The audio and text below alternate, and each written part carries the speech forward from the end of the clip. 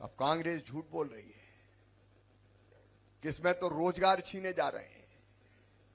मैं दावे के साथ कहता हूं 100 दिन की गारंटी थी मनरेगा में, विकसित भारत 100 डेज की गारंटी थी। विकसित भारत जी राम जी योजना में 125 डेज की गारंटी दी है। ये कह रहे हैं बेरोजगारी भत्ता नहीं मिलेगा। कभी मिला कांग्रेस की सरकार में बेरोजगारी भत्ता? मजबूत प्रावधान नहीं था।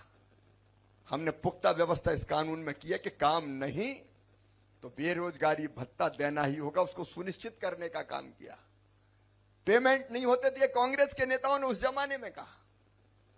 डिलेड होते थे पेमेंट।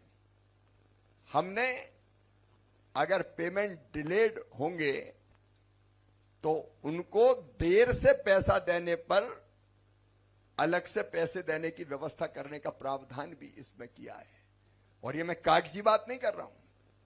इसके लिए इस साल बजट में जो प्रस्तावित प्रावधान है वो प्रावधान है, पिछले साल था 88,000 करोड़, इस बार हम कर रहे हैं 1,51,282 करोड़ रुपया। 1,51,282 करोड़। ये काय के लिए हम कर रहे हैं? इसलिए कि 100 डेज से 125 डेज हमको वास्तव में रोजगार देना है। रोजगार नहीं तो बेरोजगारी भत्ता देना है।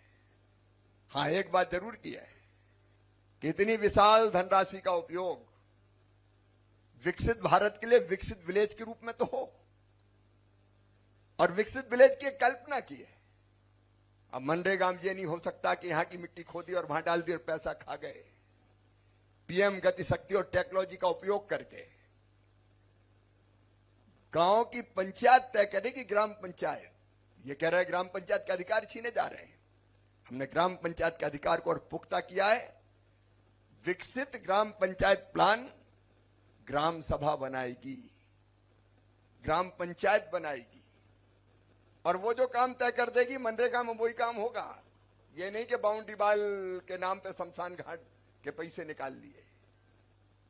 और गति शक्ति का उपयोग करने का फायदा यह होगा कि कोई फर्जी काम नहीं कर सकता। पहले से दिख जाएगा कि कौन सा काम कहां पे हो गया है, तो उस जगह दूसरा काम नहीं लिया जा सकेगा। और इसलिए भ्रष्टाचार की संभावनाओं को समाप्त करने का काम किया। और जो मैं कह रहा हूं 2,86,000 ग्राम पंचायतें हैं।